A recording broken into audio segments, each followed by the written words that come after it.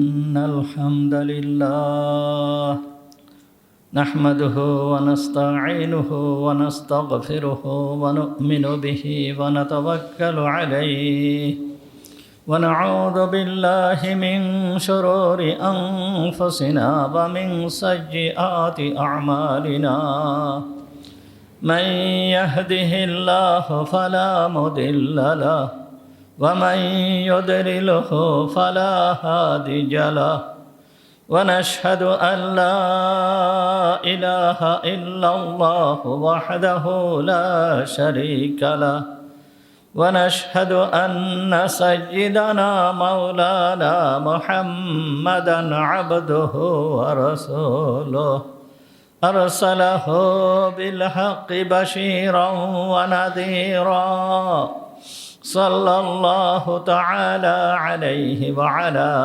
آله وأصحابه وبارك وسلم تسليما كثيرا كثيرا أما بعد فأعوذ بالله من الشيطان الرجيم بسم الله الرحمن الرحيم قالوا جاء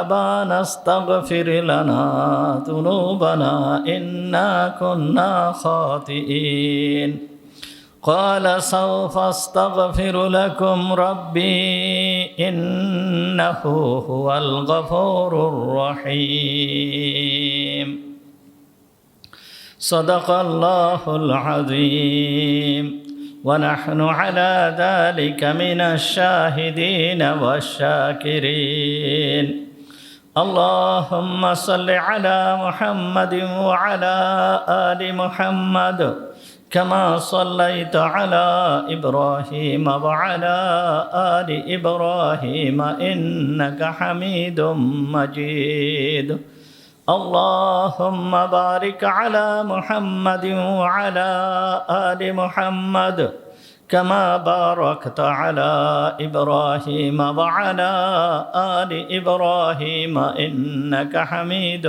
مجيد سبحانك لا علم لنا إلا ما علمتنا اللهم انفعنا بما علمتنا فعلمنا ما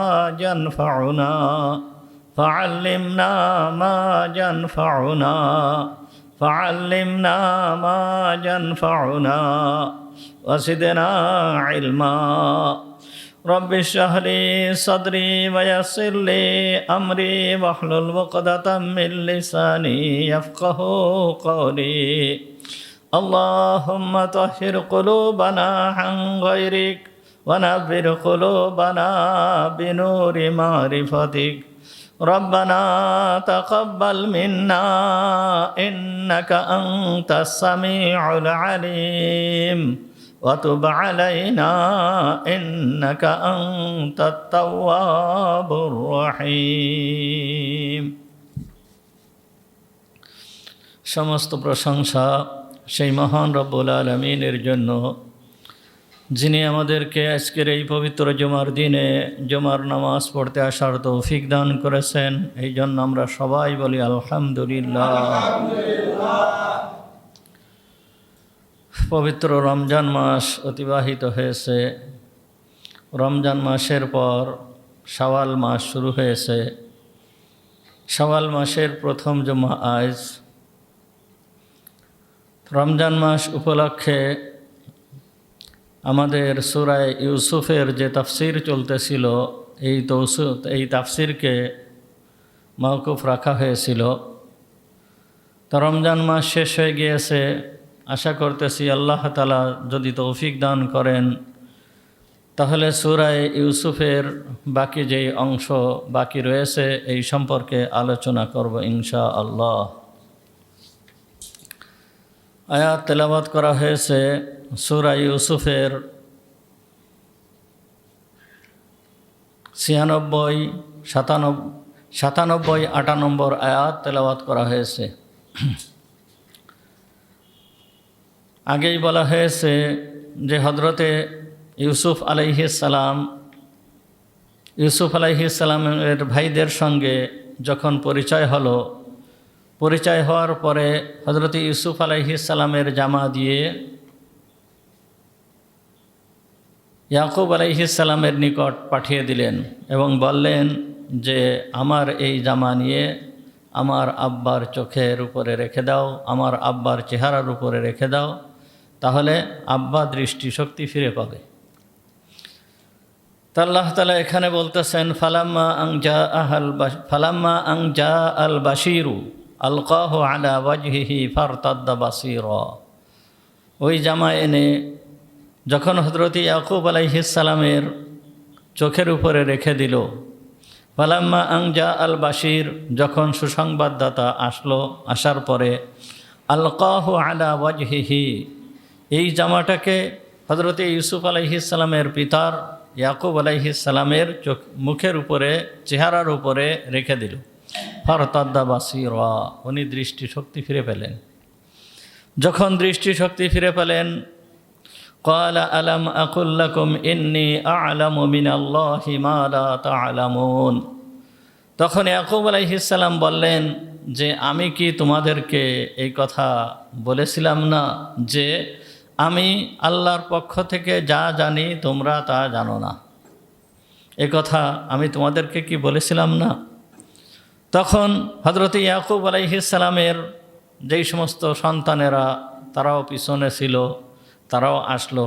আসার পরে এই সমস্ত সন্তানেরা মিলে বলতেছে কি, ক্বালু ইয়া আবানা, হে আমাদের পিতা, ইস্তাগফির লানা যুনুবানা, আপনি আমাদের জন্য আমাদের অপরাধের ক্ষমা চান আল্লাহর নিকটে, আমাদের অপরাধের ক্ষমা চান আল্লাহর নিকটে। ইন্না কুন্না খাতিইন, অবশ্যই আমরা অপরাধী, আমরা গুনাহগার।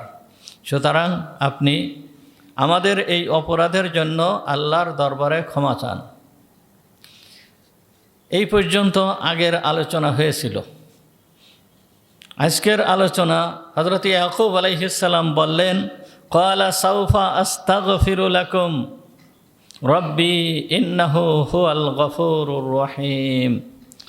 হযরত ইয়াকুব আলাইহিস সালাম বললেন, সাউফা আস্তাগফিরু লাকুম ইন্নাহু হুয়াল গফুরুর রহিম, আমি অতি শীঘ্রই তোমাদের জন্য আমার রবের নিকটে ইস্তিগফার করব, অর্থাৎ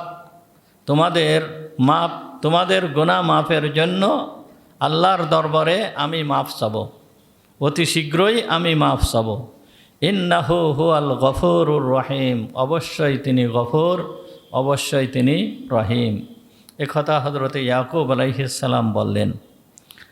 তো এখানে হযরত ইয়াকুব আলাইহিস সালামের সন্তানেরা যখন ইয়াকুব আলাইহিস সালামকে বলল, হে আমাদের পিতা, আপনি আমাদের জন্য আমাদের অপরাধের ক্ষমা চান, আল্লাহর দরবারে আমাদের অপরাধের ক্ষমা চান। কিন্তু এখানে হযরত ইয়াকুব আলাইহিস সালাম যে বলল যে সাউফা আস্তাগফিরু লাকুম, আমি অতি শীঘ্রই তোমাদের জন্য ক্ষমা চাব, এখানে ইয়াকুব আলাইহিস সালাম ওই সময়ে একথা বলেন নাই যে আমি আল্লাহর দরবারে তোমাদের নিকটে ক্ষমা চাচ্ছি, আল্লাহ যেন তোমাদেরকে মাফ করে দেন, এ কথা বলেন নাই। বলতেছেন কি, আমি অতি শীঘ্রই আল্লাহর দরবারে তোমাদের নিকটে ক্ষমা চাব, মানে দেরি করে, একটু দেরি করে আমি ক্ষমা চাব। ওই মুহূর্তেই হযরত ইয়াকুব আলাইহিস সালাম আল্লাহর দরবারে ক্ষমা চান নাই। পক্ষান্তরে আগে অতিবাহিত হয়ে গিয়েছে, যখন হযরত ইউসুফ আলাইহিস সালাম আর ইউসুফ আলাইহিস সালামের ভাইদের ভিতরে পরিচয় ঘটল, যখন ভাইয়ের পরিচয় জানতে পারলো এবং নিজের পরিচয়কে তুলে ধরার পরে তারা যখন লজ্জিত হওয়ার পরে এই ভাইয়েরা বলেছিল যে আমরা অপরাধী। আসলে আল্লাহ তাআলা তোমার উপরে রহমত করেছেন, তোমার উপরে আমাদেরকে প্রাধান্য দিয়েছেন, আমরা ছিলাম অপরাধী। তখন হযরত ইউসুফ আলাইহিস সালাম ওই সময় কাল বিলম্ব না করে মুহূর্তের জন্যই একেবারে ওই সময় তৎক্ষণাৎ বললেন, লা তাসরিবা আলাইকুমুল ইয়াউম ইয়াগফিরুল্লাহু লাকুম ওয়া হুয়া আরহামুর রাহিমিন। ইউসুফ আলাইহিস সালাম বলেছিল যে লা তাসরিবা আলাইকুমুল ইয়াউম, আজকের এই দিনে তোমাদের উপর বিন্দু মাত্র কোনো অনুশোচনা নেই, কোনো অভিযোগ নেই। আল্লাহ তাআলা তোমাদেরকে ক্ষমা করে দিন, অবশ্যই তিনি বড় দয়াবান, সব থেকে বড় দয়াবান। ইউসুফ আলাইহিস সালাম এ কথা বলেছিল। অর্থাৎ ইউসুফ আলাইহিস সালাম ওই সময় ভাইদেরকে ক্ষমা করে দিয়েছিল, একেবারে সঙ্গে সঙ্গেই ক্ষমা করে দিয়েছিল এবং বলেছিল লা তাসরিবা আলাইকুমুল ইয়াউম, আজকের এই দিন তোমাদের উপরে আমার কোনো অভিযোগ নেই, বিন্দুমাত্র কোনো অনুশোচনা নেই, তোমাদেরকে আমি ক্ষমা করে দিলাম। হযরত ইউসুফ আলাইহিস সালাম সাথে সাথেই ক্ষমা করে দিলেন, কিন্তু ইয়াকুব আলাইহিস সালাম দেরি করে ফেললেন, দেরি করলেন, বললেন যে আমি সাউফা আস্তাগফিরু লাকুম, তোমাদের জন্য আল্লাহর দরবারে ক্ষমা চাবো। তাহলে ইউসুফ আলাইহিস সালাম ক্ষমা করে দিলেন সাথে সাথে। আর ইয়াকুব আলাইহিস সালাম, যেহেতু ইয়াকুব আলাইহিস সালামের সন্তান তারা, আর ইউসুফ আলাইহিস সালাম হচ্ছে, আর তারা হচ্ছে ইউসুফ আলাইহিস সালামের ভাই, পানি পড়তেছে, তারা হচ্ছে ইউসুফ আলাইহিস সালামের ভাই। ভাই ভাইকে ক্ষমা করে দিল, কিন্তু পিতা ক্ষমা চাইতে বিলম্ব করল। এর ভিতরে কি রহস্য, কি হেকমত রয়েছে দেখেন। এখানে রহস্য এবং হেকমত, বহুত হেকমত রয়েছে। আল্লাহ তাআলা কুরআনুল কারীমকে অবতীর্ণ করেছেন, আর এই কুরআনুল কারীমের ভিতরে সেই সমস্ত ঘটনাকে উল্লেখ করে আমাদের নসিহাতের জন্য, আমাদেরকে নসিহাত করার জন্য আল্লাহ তাআলা এই সমস্তগুলোকে আমাদের সামনে বর্ণনা করতেছেন। এর ভিতরের রহস্য কি? এর ভিতরের এক নম্বর রহস্য যে হযরত ইউসুফ আলাইহিস সালাম সাথে সাথে ক্ষমা করে দিলেন। সাথে সাথে কেন ক্ষমা করলেন, কি জন্য সাথে সাথে ক্ষমা করে দিলেন? এক নম্বর কথা হচ্ছে হযরত ইউসুফ আলাইহিস সালামের নজর ছিল ফলাফলের দিকে। হযরত ইউসুফ আলাইহিস সালামের নজর কর্মের দিকে, কাজের দিকে ছিল না, ফলাফলের দিকে নজর ছিল। অর্থাৎ যে কোনো কাজ করলে তার ফলাফল পাওয়া যায়। যে কোনো কাজ, মানুষ কাজ করে কিসের জন্য? ফলাফলের জন্য। গাছ লাগায় কিসের জন্য? ফল খাবার জন্য। গাছ লাগায় ফলের জন্য। গাছের দিকে নজর না, নজর হচ্ছে কিসের দিকে? ফলের দিকে। মানুষ গাছের দিকে সাধারণত নজর দেয় না, নজর দেয় কিসের দিকে? ফলের দিকে নজর দেয়। একটা গাছ লাগানো হয়েছে, গাছ লাগানোর পরে ওই গাছটা বড় হয়েছে, আস্তে আস্তে বড় হয়েছে, কিন্তু ওই গাছটা যদি ফল না দেয় তাহলে ওই গাছটাকে আর রাখে না। ওই গাছটাকে কি করে? কেটে ফেলে দেয়। কেটে ফেলে দিয়ে হয়তো বিক্রি করে দেয়, নইলে জ্বালিয়ে ফেলে। তাহলে গাছ লাগানোর মূল উদ্দেশ্য হচ্ছে ফল, তার থেকে ফল খাওয়া। ঠিক মানুষ যেই কাজ করে, কাজ করার মাধ্যমে একটা ফলাফল আসে, কাজের ফল আসে। এই ফলাফল এই মানুষের জীবনের জন্য মুখ্য উদ্দেশ্য হয়। কাজটা মুখ্য উদ্দেশ্য না, কাজটা হচ্ছে কি? মাধ্যম। কাজটা হয় মাধ্যম, আর ফলাফলটা হয় মূল উদ্দেশ্য। তো হযরত ইউসুফ আলাইহিস সালাম কাজের দিকে নজর দেন নাই, নজর দিয়েছেন কিসের দিকে? ফলাফলের দিকে। যেমন উদাহরণ দিলে আপনারা আরও ভালো করে বুঝতে পারবেন যে আমাদের সন্তান যারা আছে, সন্তানদেরকে, আমাদের ছেলেমেয়েদেরকে সাধারণত আমরা যখন স্কুলে পাঠাই, স্কুলে পাঠানোর পরে যখন স্কুলে পাঠানো হয়, স্কুলে পাঠানোর পরে এই যে স্কুলে পাঠাচ্ছে, মা বাপ জোর করে স্কুলে পাঠাচ্ছে, সন্তানরা কিন্তু যেতে চায় না। যেতে চায় না। সন্তানরা জোর করে স্কুলে পাঠায়, সে পড়ে, স্কুলে পড়ে। স্কুলে যাওয়ার পরে স্কুলের ভিতরে আবদ্ধ থাকে। ছোট ছোট বাচ্চারা তারা চায় বাইরে ঘোরাফেরা করবে, এই তাদের মন চায়, কিন্তু সেইভাবে বাইরে ঘোরাফেরা করতে পারে না। স্কুলের ভিতরে আবদ্ধ থাকে, কষ্ট হয়, কষ্ট স্বীকার করে।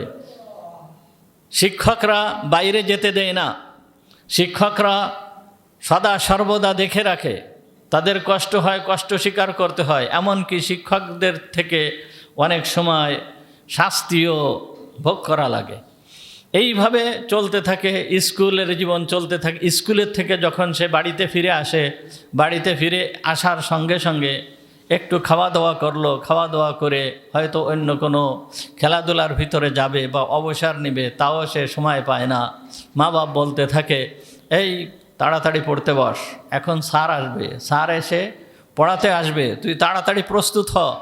এইভাবে মা বাপ বলতে থাকে। এইভাবে স্কুল জীবন পার করে কষ্টের ভিতর দিয়ে, এইভাবে কলেজের জীবন পার করে কষ্টের ভিতর দিয়ে, এইভাবে ভার্সিটির জীবন পার করে কষ্টের ভিতর দিয়ে, এর পরবর্তীতে যে সে যায় ফলাফল প্রাপ্ত হয়, সে হয়তো সার্টিফিকেট প্রাপ্ত হয়ে কোনো উচ্চ মর্যাদার অনেক উচ্চ পর্যায়ের কোনো চাকরি করে বা কোনো কর্ম করে।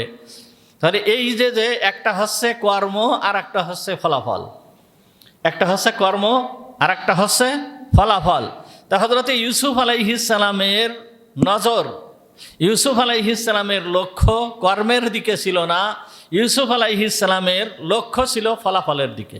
অর্থাৎ ভাইয়েরা কি কাজ করেছে, ভাইয়েরা তাকে কুয়ার ভিতরে ফেলেছে। মাতা পিতা যেই রকম জোর করে স্কুলে পাঠায়, ঠিক তেমনিভাবে ইউসুফ আলাইহিস সালাম মনে করছে যে ভাইয়েরা আমাকে জোর করে কুয়ার ভিতরে পাঠিয়েছে, মানে ভাইয়েরা আমাকে জোর করে স্কুলে ভর্তি করে দিয়েছে।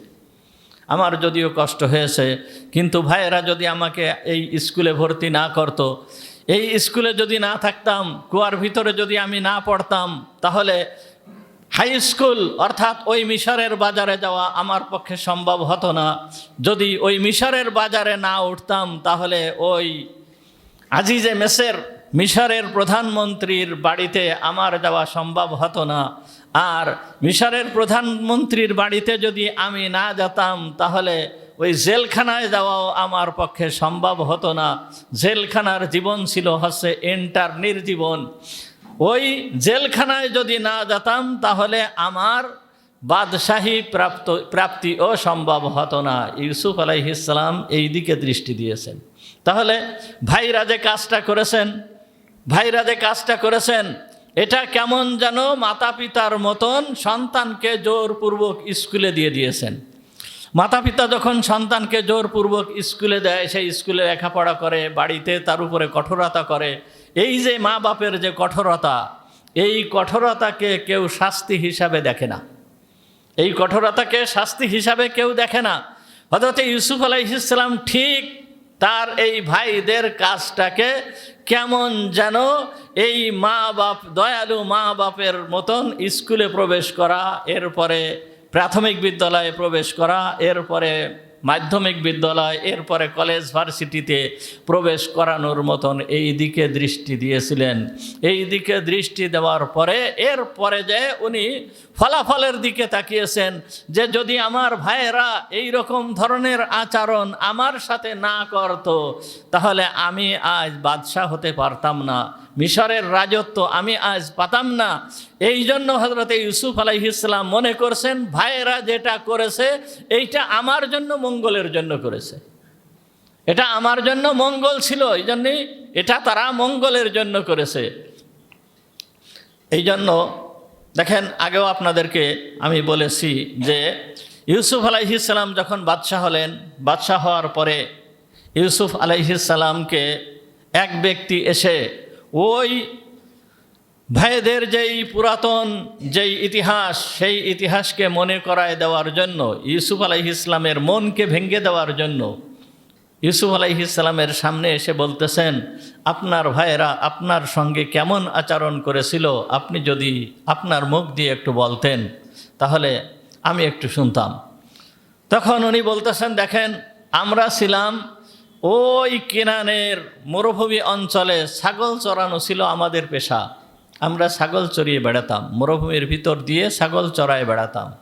আর সেইখান থেকে আমার ভাইয়েরা পরামর্শ করে আমাকে বিদেশে পাঠিয়ে দিয়েছে। আমার ভাইয়েরা পরামর্শ করে আমাকে বিদেশে পাঠিয়ে দিয়েছে, অর্থাৎ এই মিশরে পাঠিয়ে দিয়েছে। আর মিশরে আসার পরে আমি এই মিশরের রাষ্ট্রের অধিপতি হয়েছি। সুতরাং ভাইয়েরা আমার প্রতি বড় এহসান করেছে, বড় দয়া করেছে। ভাইয়েরা যদি এই রকম দয়া আমার প্রতি না করত, তাহলে আমি আজ মিশরের বাদশাহ হতে পারতাম না। তাহলে ইউসুফ আলাইহিস সালামের নজর কোন দিকে? ইউসুফ আলাইহিস সালামের নজর ছিল কোন দিকে? যে ভাইয়েরা যেই কাজ করেছে এই থেকে হযরত ইউসুফ আলাইহিস সালাম দেখেন নাই, বরঞ্চ দেখেছেন কিসের দিকে? ফলাফলের দিকে। তাকে কষ্ট দিয়ে বাপের থেকে আলাদা করেছে, তাকে কুয়ার ভিতরে ফেলে দিয়েছে। কুয়ার ভিতরে ফেলে দেওয়ার পরে মিশরের বণিকরা ইউসুফ আলাইহিস সালামকে নিয়ে মিশরের বাজারে বিক্রি করেছে। তারপরে যে মিশরের বাজারের থেকে আজিজে মেসের কিনে নিয়ে তাকে গোলামের মতন তাকে বাড়ির কাজ করিয়েছে। এই রকমভাবে যেইভাবে হযরত ইউসুফ আলাইহিস সালামের যেই জীবনটা, এই জীবনটা হযরত ইউসুফ আলাইহিস সালাম ভাইদের অনুগ্রহ হিসাবে দেখছে। এই অনুগ্রহ হিসাবে দেখার পরে উনি যখন বাদশাহী প্রাপ্ত হয়েছেন, উনি যখন বাদশাহ হয়েছেন, তখন উনি উৎসুক হয়ে পড়েছেন। তখন উনি অধীর আগ্রহে তাকিয়ে আছেন যে কখন তিনি ভাইদের দেখা পাবেন, কখন তিনি পিতার সঙ্গে সাক্ষাৎ করবেন। এই ধরনের আগ্রহ, এই ধরনের একটা উদ্দীপনা তার মনের ভিতরে সদা সর্বদা কাজ করছে। এরপরে যখন ভাইদেরকে সামনে পেয়েছে, তখন ইউসুফ আলাইহিস সালাম অত্যন্ত খুশি হয়েছেন, অত্যন্ত খুশি হয়েছেন। এই ফলাফলের খুশি, ফলাফল প্রাপ্ত হওয়া, বাদশাহী প্রাপ্ত হওয়া, এইটে পাওয়ার পরে হযরতে ইউসুফ আলাইহিস সালাম তার বাকি জীবনের ওই যে কষ্ট, ওই যে বেদনা, ওই বেদনাকে ভুলে গিয়ে, ওই বেদনাকে বরঞ্চ ওই কষ্টকে ওনার পরীক্ষা হিসাবে ধরে নিয়ে হযরত ইউসুফ আলাইহিস সালাম ভাইদের সম্পর্কে বললেন, লা তাসরিবা আলাইকুমুল ইয়াউম ইয়াগফিরুল্লাহু লা তাসরিবা আলাইকুমুল ইয়াউম ইয়াগফিরুল্লাহু লাকুম ওয়া হুয়া আরহামুর রাহিমিন। লা তাসরিবা আলাইকুমুল ইয়াউম, আজকের এই দিন তোমাদের উপরে আমার বিন্দুমাত্র কোনো আফসোস নেই, বিন্দুমাত্র কোনো অনুশোচনা নেই। তোমরা যে ছোটবেলায় আমাকে পিতার কাছ থেকে নিয়ে এই কূপের ভিতরে ফেলে দিয়েছিলে, আর সেইখান থেকে আমি মিশরের বাজারে গিয়েছিলাম, এরপরে আমার জীবন অতিবাহিত হয়েছে। এই যে কষ্টের জীবন, আমি যে কষ্ট অনুভব করেছি, তোমরা এই রকম ধরনের আচরণ আমার সাথে করেছিলে। আজকে তোমাদের উপরে আমার বিন্দুমাত্র কোনো আফসোস নেই, বিন্দুমাত্র কোনো আফসোস নেই। ইয়াগফিরুল্লাহু লাকুম, আল্লাহ তাআলা তোমাদেরকে ক্ষমা করে দিক, আল্লাহ তাআলা তোমাদেরকে ক্ষমা করে দিক। অর্থাৎ আমি তো ক্ষমা করে দিলাম, বরঞ্চ আল্লাহ তাআলাও তোমাদেরকে কি করে দিক? ক্ষমা করে দিক। কেন? ওয়া হুয়া আরহামুর রাহিমিন, তিনি হচ্ছে সব থেকে বড় দয়াবান। ওয়া হুয়া আরহামুর রাহিমিন, তিনি হচ্ছে সব থেকে বড় দয়াবান, অত্যন্ত দয়ালু। দুনিয়ার ভিতরে, সমগ্র জাহানের ভিতরে তার থেকে দয়ালু আর কেউ নাই। তিনি যেই রকম আমার উপরে দয়া করেছেন, আমার উপরে কেমনভাবে দয়া করেছেন, আমাকে মিশরের বাদশাহী দিয়ে আমার উপরে দয়া করেছেন, আমাকে মিশরের বাদশাহী দিয়ে আমার উপরে দয়া করেছেন, সমস্ত মাখলুকের উপরে দয়া করেছেন। ঠিক তেমনিভাবে তোমাদের উপরেও আল্লাহ তাআলা দয়াবান, তোমাদের উপরেও আল্লাহ তাআলা দয়া করবেন, তোমাদের উপরেও আল্লাহ তাআলা দয়া করবেন। আর সেই দয়ার ফলটা কিভাবে হয়েছিল? যে ইউসুফ আলাইহিস সালাম ওই ভাইদের সবাইকে মিশরে নিয়ে আসছিলেন। মিশরে এনে তাদের বসবাসের ব্যবস্থা, তাদের সুন্দর বাসস্থানের ব্যবস্থা হযরত ইউসুফ আলাইহিস সালাম করে দিয়েছিলেন। এই জন্য ইউসুফ আলাইহিস সালাম বলতেছেন, তিনি যেই রকম আমার উপরে দয়া করেছেন, তিনি তোমাদের উপরেও দয়া করবেন, তিনি সমস্ত মাখলুকের উপরে দয়া করবেন। ইউসুফ আলাইহিস সালাম কেমন যেন এই কথা বোঝাতে চাচ্ছেন, দেখো আমাকে যে তোমরা পিতার থেকে আলাদা করেছো, এটাও আল্লাহর একটা দয়া ছিল। আমি যে পিতার থেকে আলাদা হয়েছি, এটা আল্লাহর একটা দয়া ছিল। তোমরা যে আমাকে মায়ের পিট করেছো, মেরেছো, এটাও আল্লাহর একটা দয়া ছিল। তোমরা যে আমাকে কূপের ভিতরে ফেলে দিয়েছিলে, এটাও আল্লাহর একটা দয়া ছিল। ওই কূপের ভিতরে আমি নির্জনে বসে বসে আল্লাহকে ডেকেছিলাম, এটাও একটা আল্লাহর একটা দয়া ছিল। এরপরে কূপের থেকে উঠায়ে আমাকে ব্যবসায়ী দল নিয়ে গিয়েছিল, পথিমধ্যে আমার শাস্তি ভোগ করতে হয়েছিল। একজন ব্যবসায়ী যার উপরে ইউসুফ আলাইহিস সালামের দেখার দায়িত্ব ছিল, সে এসে ইউসুফ আলাইহিস সালামকে প্রচণ্ডভাবে আঘাত করেছিল, মেরেছিল। ইউসুফ আলাইহিস সালামের শরীর দিয়ে রক্ত ঝরেছিল, মুখ দিয়ে রক্ত ঝরেছিল। এই যে কষ্ট ভোগ করা, এটাও আল্লাহর দয়া ছিল। এরপরে আমাকে মিশরের বাজারে তোলা হয়েছিল, এটাও আল্লাহর দয়া আল্লাহ তাআলার দয়া ছিল। এরপরে যখন আমাকে আজিজে মিসরের ঘরে রাখা হয়েছে, এটাও আল্লাহর দয়া ছিল। এরপরে জুলাইখা আমার সঙ্গে যে ষড়যন্ত্র করেছিল, এটাও আল্লাহর দয়া ছিল। জুলাইখা যদি আমার সাথে এই ধরনের ষড়যন্ত্র না করত, তাহলে আমার জেলখানায় যাওয়া সম্ভব হতো না। আর জেলখানায় যাওয়া এটাও আমার প্রতি আল্লাহ তাআলার অশেষ কৃপা, অশেষ মেহেরবানি ছিল যে আল্লাহ তাআলা এই জেলখানায় ঢুকা মানে আমাকে বাদশা বানানো। এইটা ছিল শেষ পরীক্ষা, সর্বশেষ পরীক্ষা। এই পরীক্ষায় আল্লাহ তাআলা আমাকে উত্তীর্ণ করায় আমাকে মিশরের রাষ্ট্র ক্ষমতা দিয়েছেন, এটাও আল্লাহ তাআলার দয়া। এই জন্য উনি বলতেছেন ওয়াহুয়া আরহামুর রাহিমিন, তিনি হচ্ছে বড় দয়ালু, তিনি হচ্ছে বড় দয়ালু। তাহলে ইউসুফ আলাইহিস সালাম কিসের দিকে তাকালেন? উনি ফলাফলের দিকে তাকালেন। উনি পূর্বের থেকে যেই কাজ ভাইয়েরা করেছে এই কাজের দিকে তাকান নাই, এই বরঞ্চ উনি ফলাফলের দিকে তাকিয়েছেন। আর আমাদেরও উচিত, যখন আমরা কোনো বিপদে পড়ি, আল্লাহ তাআলা যখন কোনো বিপদে ফেলেন, তখন বুঝতে হবে এটাও আল্লাহ তাআলার দয়া, এটাও আল্লাহ তাআলার দয়া। আল্লাহ যখন কোনো বালা মুসিবত দেন, তখন বুঝতে হবে যে এটাও আল্লাহ তাআলার দয়া। এই বালা মুসিবতের মাধ্যমে আল্লাহ তাআলা আপনাকে আমাকে পরীক্ষা করেন। ইউসুফ আলাইহিস সালামের এই ঘটনাকে, সেই কোরআন অবতীর্ণ হওয়ার ৩,৫০০ বছর আগের ঘটনাকে কোরআনুল কারীমের ভিতর বর্ণনা করে এই কিয়ামত পর্যন্ত সমস্ত মানুষের জন্য এই পয়গাম দিতেছেন, এই ওয়াজ করতেছেন, এই নসিহাত করতেছেন যে ইউসুফ আলাইহিস সালাম যেইভাবে তার এই কষ্টের জীবনকে আল্লাহর রহমত মনে করেছে, সুতরাং তোমাদের উপরে যখন কোনো বালা মুসিবত আসবে, তখন তোমরাও এটাকে আল্লাহ তাআলার পক্ষ থেকে দয়া মনে করবে, দয়া মনে করে ধৈর্য ধারণ করবে, শুকরিয়া আদায় করবে। আল্লাহ তাআলা উত্তম ফলাফল দান করবেন, যেই রকম হযরত ইউসুফ আলাইহিস সালামকে আল্লাহ তাআলা দান করেছিল। এইটা আল্লাহ তাআলা আমাদেরকে পয়গম দিতেছেন, আল্লাহ তাআলা আমাদেরকে মেসেজ দিতেছেন। এই জন্য হযরত ইউসুফ আলাইহিস সালাম ভাইদেরকে ক্ষমা করে দিলেন। কি বললেন? লা তাসরিবা আলাইকুমুল ইয়াওম, আজকের এই দিন তোমাদের প্রতি আমার বিন্দু মাত্র কোনো অনুশোচনা নেই। ইয়াগফিরুল্লাহু লাকুম, তোমাদেরকে আল্লাহ তাআলা যেন ক্ষমা করে দেন। ওয়া হুয়া আরহামুর রাহিমিন, তিনি সবথেকে বড় দয়াবান, সবথেকে বড় দয়াবান। তা ইউসুফ আলাইহিস সালাম ভাইদেরকে ক্ষমা করে দিলেন। ইয়াকুব আলাইহিস সালাম কি করলেন? ক্ষমা চাইতে বিলম্ব করলেন। তিনি বললেন কি? সাআস্তাগফিরু লাকুম রব্বি, আমি অতি শীঘ্রই তোমাদের জন্য আল্লাহর দরবারে ক্ষমা প্রার্থনা করব। অর্থাৎ ওই সময় উনি ক্ষমা প্রার্থনা করেন নাই, ওই সময় উনি ক্ষমা প্রার্থনা করেন নাই। ইউসুফ আলাইহিস সালাম ক্ষমা করে দিলেন, ইয়াকুব আলাইহিস সালাম ক্ষমা করলেন না, আল্লাহর দরবারে কি করলেন? ক্ষমা চাইলেন না। তাহলে ইয়াকুব আলাইহিস সালাম দেরি করলেন কেন? এর ভিতরে কি রহস্য আছে? ইয়াকুব আলাইহিস সালাম যে দেরি করলেন, ক্ষমা চাইতে দেরি করলেন, এর ভিতরে কি রহস্য আছে?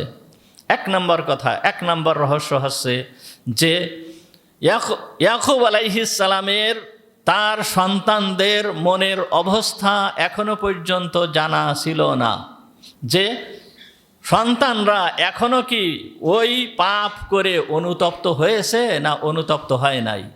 ভাইয়ের সঙ্গে এই দুর্ব্যবহার করে, যে দুর্ব্যবহার করেছে, এইটার মাধ্যমে, এই দুর্ব্যবহার করার দ্বারা, দুর্ব্যবহার করে তারা কি বুঝতে পেরেছে যে এইটা আমাদের ভুল হয়েছে, আমাদের এই রকম করা উচিত হয় নাই, এই রকম ধরনের অনুশোচনা তাদের মনের ভিতরে এসেছে কি আসে নাই?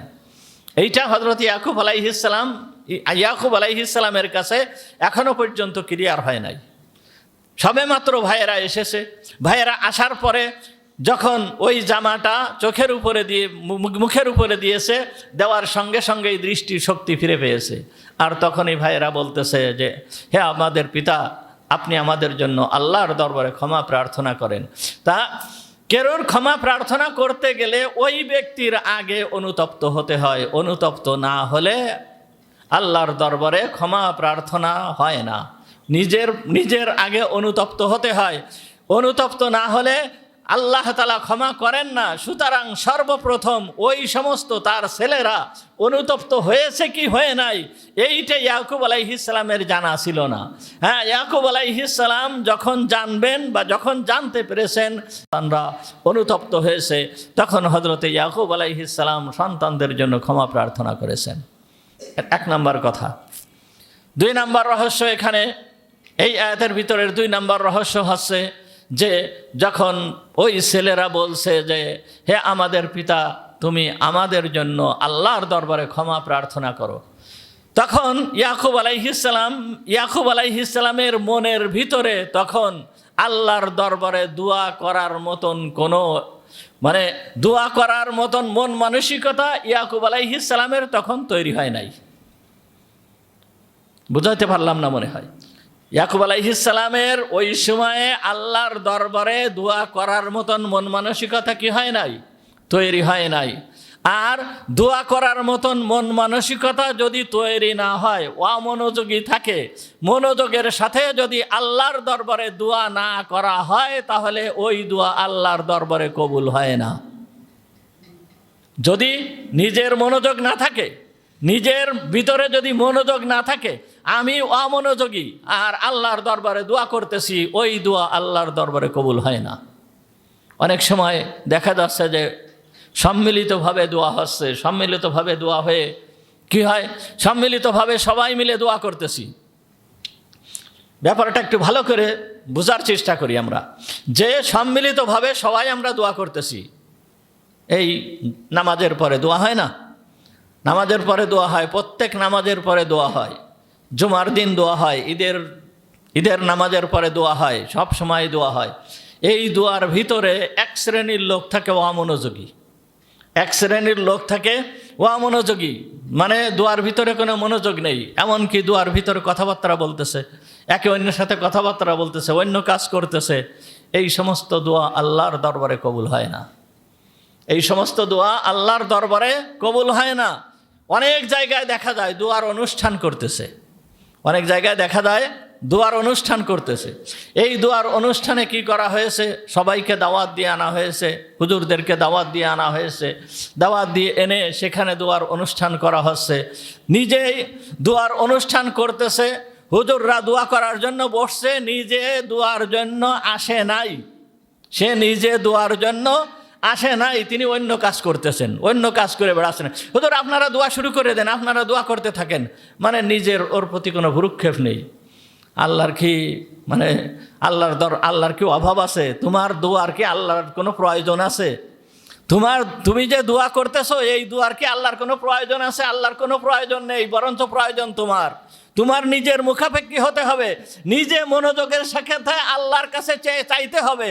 তা না হলে আল্লাহ তাআলা ওইভাবে ওই দোয়াকে কবুল করেন না, কখনোই কবুল করেন না। দোয়া করতে হলে মনোযোগের সাথে নিজে মন দিয়ে আল্লাহর দরবারে যেতে হবে, নিজের অন্তরের অন্তঃস্থল থেকে আল্লাহর দরবারে বলতে হবে, তখন আল্লাহ তাআলা দোয়া কবুল করেন। আর তা না হলে আল্লাহ তাআলা দোয়া কবুল করেন না। সুতরাং দোয়া করতে গেলে আগে নিজের মনের ভিতরে নিজের মনকে ঠিক করতে হবে, আল্লাহর দরবারে মনোযোগী হতে হবে, তখন আল্লাহর দরবারে দোয়া করতে হবে, এই দোয়া কবুল হয়। নামাজ একটা দোয়া, নামাজ কি একটা দোয়া। নামাজ যখন আমরা পড়ি, নামাজ যখন পড়তে থাকি, তখন দেখেন নামাজ পড়ার সময়, নামাজ যখন আমরা পড়তেছি, নামাজের ভিতরে মন থাকে না, মন এদিকে ওদিকে চলে যায়। নামাজের ভিতরে মন থাকে না, মন এদিকে ওদিকে চলে যায়। এই যে মন এদিকে ওদিকে চলে যায়, আমি যদি মনকে নামাজের ভিতরে আনার চেষ্টা না করি, নিজের ইচ্ছা মতন আমি নামাজ পড়ে যাচ্ছি, মনকে নামাজের ভিতরে আনার চেষ্টা করলাম না, মনকে নামাজের ভিতরে আনার চেষ্টা করলাম না, একবারও নামাজের ভিতরে আমার মন আসলো না যে আমি কি নামাজ পড়তেছি, এই রকম ধরনের মন আমার নামাজের ভিতরে একটুও আসলো না, আমি চেষ্টা করলাম না, এই নামাজ আল্লাহর দরবারে কবুল হয় না, এই নামাজ আল্লাহর দরবারে কবুল হয় না। বরঞ্চ মনকে স্থির করে নামাজে দাঁড়াতে হবে, আল্লাহর কাছে সব সময় আমি যে নামাজ পড়তেছি, আমি কোন নামাজ পড়তেছি, কি পড়তেছি, মনের ভিতরে এইটে আমার থাকা লাগবে। তা না হয়ে আমি নামাজে দাঁড়িয়ে আছি কিন্তু আমার মন রয়ে গেছে বিভিন্ন জায়গায়, বিভিন্ন দিক দিয়ে আমার মন ঘুরে বেড়াচ্ছে, আল্লাহ তাআলা এই নামাজকে কবুল করেন না, আল্লাহ তাআলা এই নামাজকে কবুল করেন না। যখন কোনো বান্দা নামাজে দাঁড়ায়, নামাজে দাঁড়ানোর সঙ্গে সঙ্গে এই বান্দার পিছনে একজন ফেরেশতা দাঁড়িয়ে থাকে। এই ফেরেশতা ওই ব্যক্তি যখন নামাজকে পরিপূর্ণ করে সুন্দরভাবে নামাজ আদায় করে, নামাজের ভিতরে একাগ্রতা এনে নামাজ আদায় করে, তখন নামাজ শেষ করার সঙ্গে সঙ্গে ওই ফেরেশতা এই নামাজটাকে একটা রেশমি রুমালে মুড়ে একেবারে আল্লাহর দরবারে নিয়ে চলে যায়।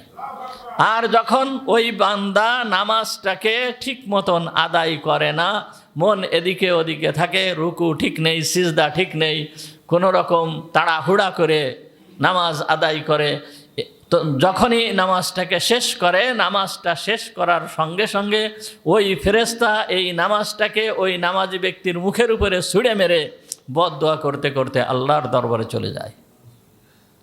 এই জন্য দোয়া করতে হবে কি, মনকে ঠিক করে দোয়া করতে হবে, আল্লাহর দিকে মন দিয়ে তারপরে দোয়া করতে হবে, তাহলে আল্লাহ তাআলা দোয়া করবেন।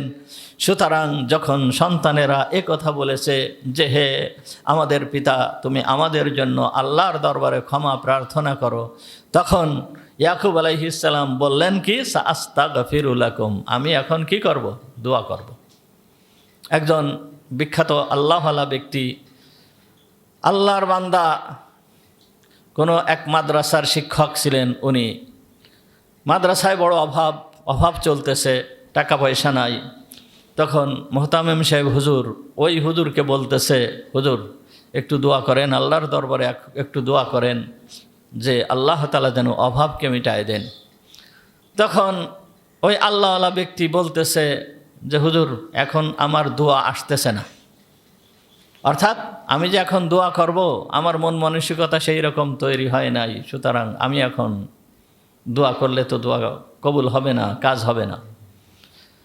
যাই হোক, ওই ব্যক্তি যখন ওনার মন মানসিকতা তৈরি হয়েছে, অর্থাৎ শেষ রাত্রে আল্লাহর দরবারে আল্লাহর কাছে দোয়া করছে, দোয়া করার সাথে সাথে আল্লাহ তাআলা দোয়াকে কবুল করে নিয়েছেন।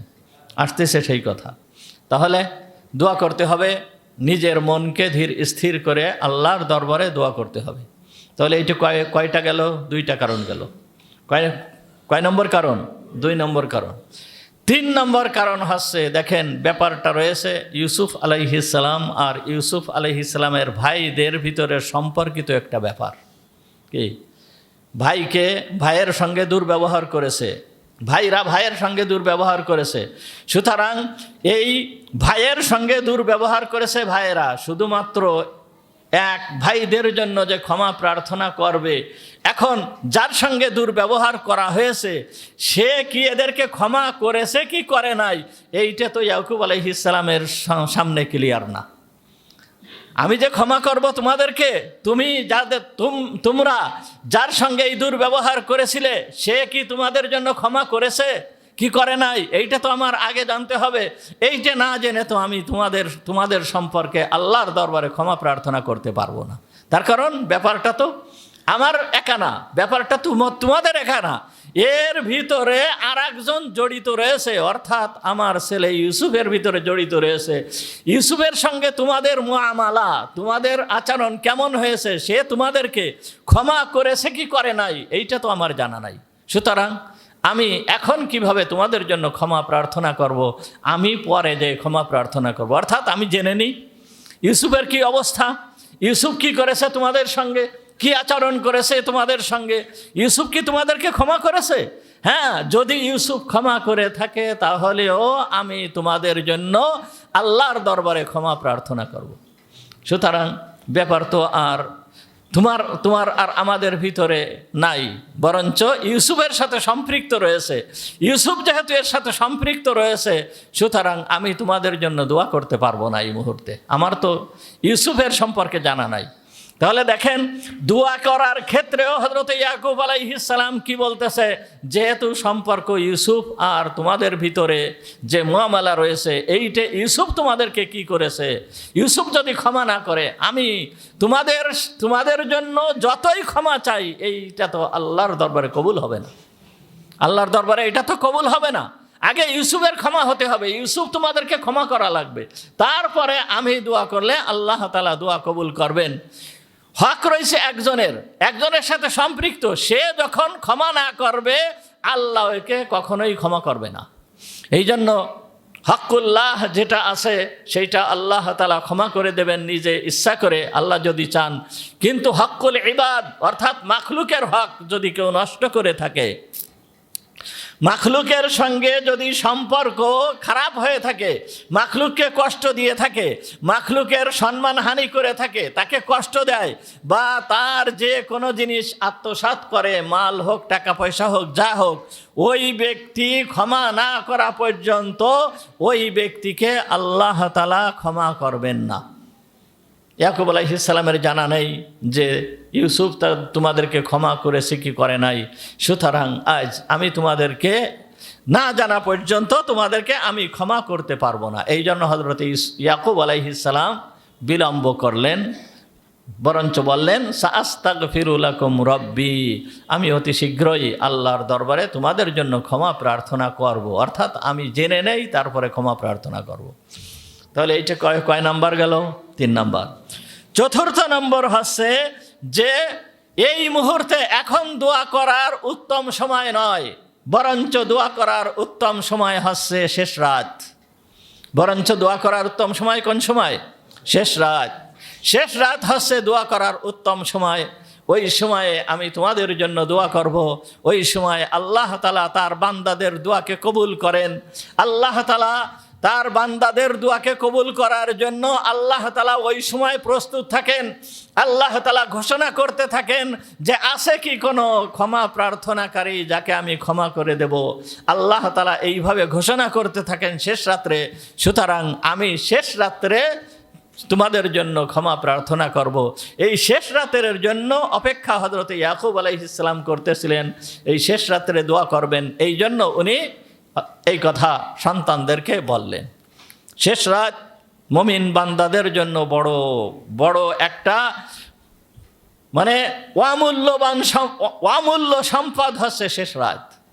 এই সময় বান্দা যদি আল্লাহর দরবারে দোয়া করে, আল্লাহ তাআলা তাদের দোয়াকে কবুল করেন, তাদের দোয়াকে কবুল করেন। দেখেন মুহাম্মদুর রাসূলুল্লাহ সাল্লাল্লাহু আলাইহি ওয়াসাল্লাম সারাটা সময় দিনের কাজ করতেন। সারা দিন ভর কিভাবে আল্লাহর জন্য কাজ করতেছেন, আল্লাহর কাজই করতেছেন, আল্লাহর কাজই করতেছেন, সদা সর্বদা আল্লাহর কাজ করতেছেন। আল্লাহর কাজ ছাড়া অন্য কোনো কাজ করতেছেন না, দুনিয়ার কোনো কাজ করতেছেন না, ঘর বাড়ির কাজ করতেছেন না, ক্ষেত খামারের কাজ করতেছেন না, চাকরি বাকরির কাজ করতেছেন না। খেয়ে না খেয়ে 3 দিন পর্যন্ত পেটে পাথর বেঁধে 3 দিন পর্যন্ত পেটে পাথর বেঁধে মুহাম্মদুর রাসূলুল্লাহ সাল্লাল্লাহু আলাইহি ওয়াসাল্লাম শত্রুদের মোকাবেলার জন্য, জিহাদের জন্য না খেয়ে 3 দিন পর্যন্ত পেটে পাথর বেঁধে পরীক্ষা খনন করেছেন। পেটে পাথর বেঁধে রাখতেন কি জন্য? আমরা ওই ধরনের ক্ষুধার সম্মুখীন কেউ হয়ে নাই, এই জন্য আমরা বুঝতে পারি না যে ওই ক্ষুধা কেমন ক্ষুধা। ওই রকম ধরনের ক্ষুধার সম্মুখীন আমরা কেউ হই নাই, আজ পর্যন্ত আমরা ওই রকম ধরনের ক্ষুধার সম্মুখীন হয় নাই, এই জন্য আমরা বুঝতে পারি না ওই ক্ষুধা কেমন ক্ষুধা। ক্ষুধা লাগছে পেটের ভিতরে আর পাথর বেঁধে রাখা হয়েছে পেটের উপরে। লাভটা কি লাভ? আগে বুঝতাম না, কিন্তু পরবর্তীতে বুঝছি, পরবর্তীতে জানতে পারছি যে কেন। আমারও প্রশ্ন ছিল যে ক্ষুধা লাগছে পেটের ভিতরে, কিন্তু পেটের উপরে পাথর বাঁধা কেন? হুজুর আকরাম সাল্লাল্লাহু আলাইহি ওয়াসাল্লাম 3টে পাথর বেঁধে রাখছেন, সাহাবীরা 2টা পাথর বাঁধছেন, 1টা পাথর বাঁধছেন। সাহাবীরা এই রকম কেন হয়েছে, কেন করেছে? অর্থাৎ এমন ক্ষুধা লাগছে যে মাদাটাকে সোজা করবে, সোজা করার মতন কোনো ক্ষমতা নাই, শক্তি নাই। এই জন্য পাথর বেঁধে রাখছে যেন বাঁকায় না যায়, নিজে বাঁকায় না যায়। এই জন্য পেটের সাথে পাথর বেঁধে রাখছে যেন নিজে বাঁকা হয়ে না যায়, এই কারণে পেটে পাথর বেঁধে রাখছে। এক সাহাবী মুহাম্মদুর রাসূলুল্লাহ সাল্লাল্লাহু আলাইহি ওয়াসাল্লামের কাছে ওই সময় ওই পরীক্ষা খনন করার সময় এইরকম ঘটনা, পাথর বাঁধার ঘটনা একটা হয়েছে তা নয়, এরকম বহু ঘটনা ঘটেছে। এক সাহাবী হুজুরকে নিজের পেট উঁচু করে দেখাচ্ছে, হুজুর আমি পেটে পাথর বেঁধে রাখছি, তার মানে আমার প্রচণ্ড ক্ষুধা, আমি সহ্য করতে পারতেছি না। মুহাম্মদুর রাসূলুল্লাহ সাল্লাল্লাহু আলাইহি ওয়াসাল্লাম ওই সময়ে নিজের জামা উঠায়ে ওই সাহাবীকে দেখালেন যে, হে আমার সাহাবী, তুমি তো একটা পাথর বেঁধে রেখেছো, আমি তো 3টা পাথর বেঁধে রেখেছি, আমি তো 3টা পাথর বেঁধে রেখেছি। যাই হোক, এরপরে হযরতে জাবের রাদিয়াল্লাহু তাআলা আনহু হুজুর সাল্লাল্লাহু আলাইহি ওয়াসাল্লামকে দাওয়াত দিলেন। দাওয়াত দেওয়ার পরে সমস্ত সাহাবীরা মিলে জাবের রাদিয়াল্লাহু তাআলা আনহুর বাড়িতে যেয়ে মাত্র একটা ছাগল আর 3.5 কেজি 300 গ্রাম আটা, এই 3 কেজি 300 গ্রাম আটা আর একটা ছাগল, ছোট্ট একটা ছাগলের গোশত দিয়ে এই 1000 লোকের খাদ্য খাবারের ব্যবস্থা হয়ে গিয়েছিল। আল্লাহ তাআলা সবাইকে খাবারের ব্যবস্থা করেছিল। তা যে কথা বলতেছিলাম, মুহাম্মদুর রাসূলুল্লাহ সাল্লাল্লাহু আলাইহি ওয়াসাল্লাম আল্লাহর জন্য কাজ করতেছেন, দ্বীনের জন্য কাজ করতেছেন, নিজের খাবারের জন্য কাজ করতেছেন না, দ্বীনের জন্য কাজ করতেছেন, জিহাদের জন্য কাজ করতেছেন, পরীক্ষা খনন করতেছেন। এরপরে আল্লাহ তাআলা বলতেছেন, ফাইদা ফারাগতা ফানসাব ওয়া ইলা রাব্বিকা ফারগাব। হে আমার রসুল, তুমি তো দিনে অনেক কষ্টের ভিতর দিয়ে কাটাও, দিনের কষ্ট করতে থাকো, তুমি একান্তভাবে আমার সম্মুখে তুমি দাঁড়াতে পারো না, আমার কাছে তুমি কিছু চাইতে পারো না, সুতরাং তুমি রাত্রেবেলায় ওঠো, শেষ রাত্রে উঠো, একান্তভাবে আমার সাথে বসো, আমার সাথে যোগাযোগ করো, আমার কাছে চাও, আমি তোমার সমস্ত চাহিদাকে পূরণ করব। এইভাবে আল্লাহ তাআলা নির্দেশ দিচ্ছেন তার রসুলকে।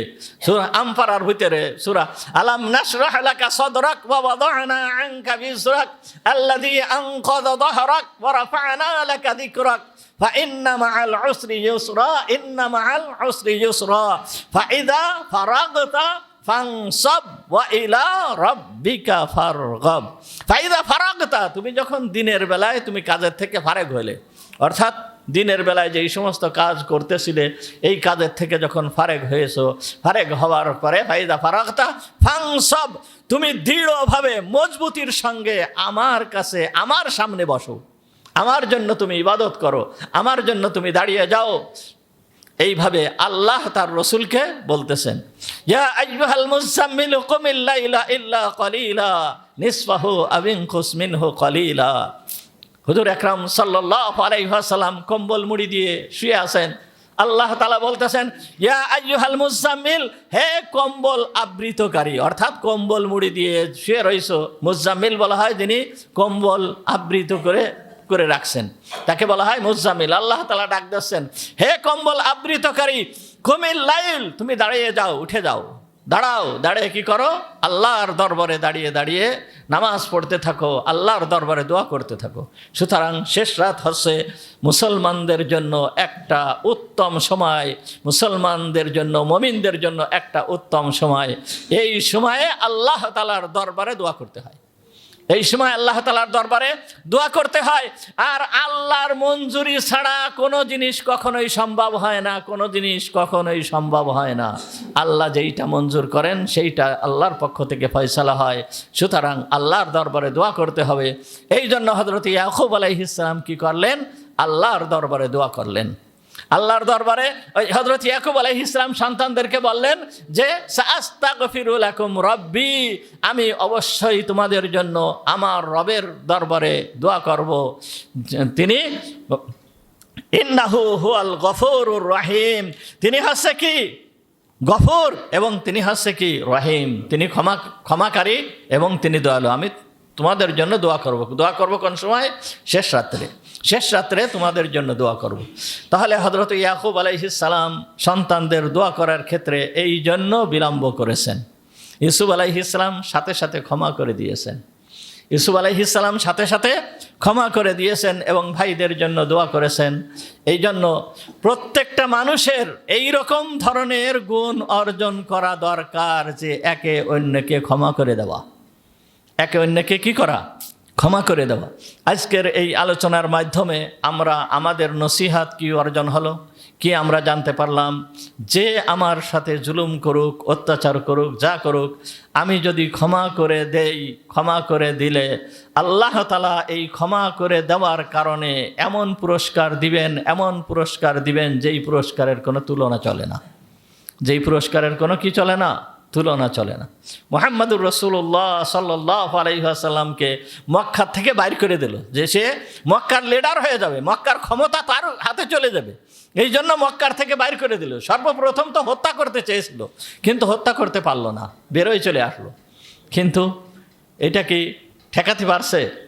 মক্কা থেকে হুজুর সাল্লাল্লাহু আলাইহি ওয়াসাল্লাম বেরোয় চলে গিয়েছেন না, নিজের বাসভূমি সব কিছু ছেড়ে দিয়ে, কত কষ্ট করে ছেড়ে দিয়ে উনি কত বছর, 8 বছর পর্যন্ত মদিনায় থাকলেন। মদিনায় থাকার পরে 8 বছর পরে ওই মক্কায় প্রবেশ করলেন বিজয় বেশে, মক্কার প্রেসিডেন্ট হিসাবে বিজয় বেশে মক্কায় প্রবেশ করলেন। মক্কায় ওই মক্কার ক্ষমতা আল্লাহ তাআলা মুহাম্মদুর রাসূলুল্লাহ সাল্লাল্লাহু আলাইহি ওয়াসাল্লামের হাতে দিয়ে দিলেন। কিন্তু যেই কষ্ট পেয়েছিল, যেই পরিমাণ কষ্ট স্বীকার করেছিল, কষ্ট হয়েছিল, তারা যেই পরিমাণ কষ্ট হুজুরকে দিয়েছিল, সেই কষ্টকে হুজুর মনে রাখছেন।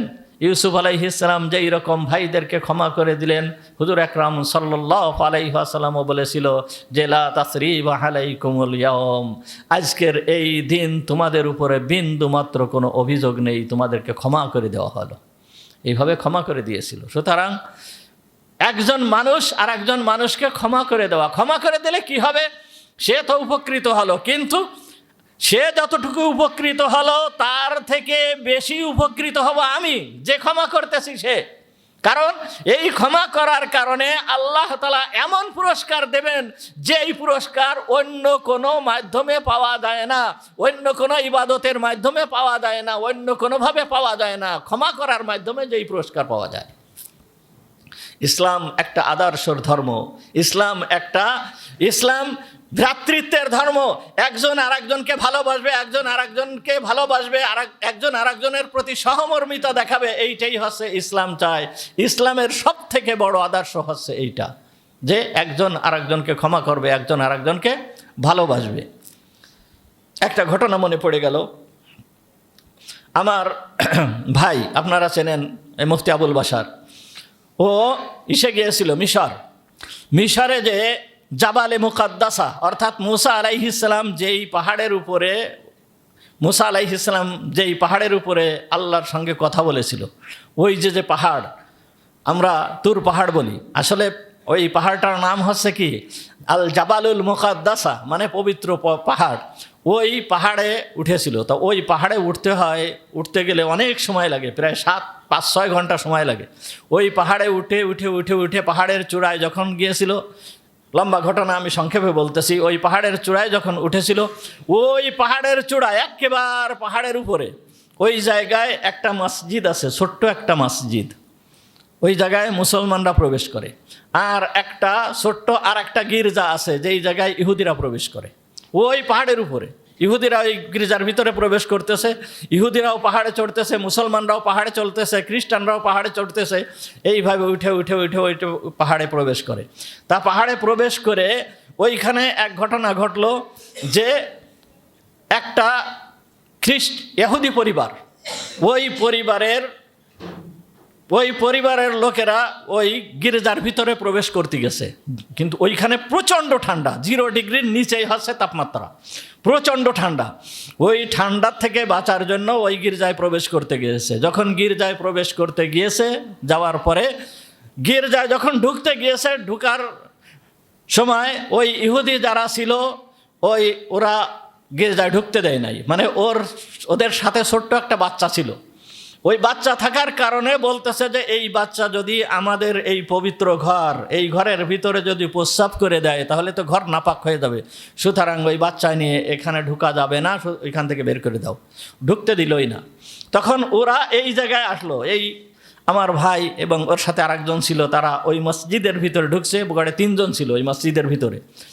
তা ওরা মসজিদে ঢুকার চেষ্টা না, শুধুমাত্র যাওয়ার সাথে সাথেই ওদেরকে বলল যে আসেন, আপনারা আসেন, ভিতরে ঢোকেন। ভিতরে ঢুকার সাথে সাথে দেখে ছেলেটা, মানে তাদের সেই বাচ্চাটা ঠান্ডাতে একেবারে খুব হয়ে গিয়েছে। তখন ওই বাচ্চাটাকে আগে শোয়াই দিয়ে মসজিদের ভিতরে যে জায়নামাজ অর্থাৎ এই মুসাল্লা ছিল, এই মুসাল্লা দিয়ে ওকে ঢেকে দিয়েছে। ঢেকে দিয়ে ওদের কাছে খাবার ছিল, ওদের কাছে বাচ্চার জন্য খাবার ছিল। বলতেছে যে তোমাদের কাছে কোনো খাবার আছে কি না বাচ্চাকে দেওয়ার জন্য? তখন বলো যে হ্যাঁ খাবার আছে। তখন আমার ভাই আর ও এই খাবার ওদেরকে দিয়েছিল, খাবার খাওয়াইয়েছিল। দেখেন কাজ হয়েছে এতটুকু। এতটুকু হওয়ার পরে বলতেছে যে আমার ভাই এবং ওকে বলতেছে যে তোমরা যে আমার বাচ্চাকে এইভাবে শুয়াই দিলে, এইখানে রাখলে, আর এই নামাজ যাতে তোমরা নামাজ আদায় করো সেই জিনিস দিয়ে আমার বাচ্চার গায়ে দিয়ে দিলে, তা এই বাচ্চা যদি প্রস্রাব করে দেয় তাহলে কি হবে? এই তোমাদের এইটা তো ভিজে যাবে, প্রস্রাব করলে তো এটা নষ্ট হয়ে যাবে।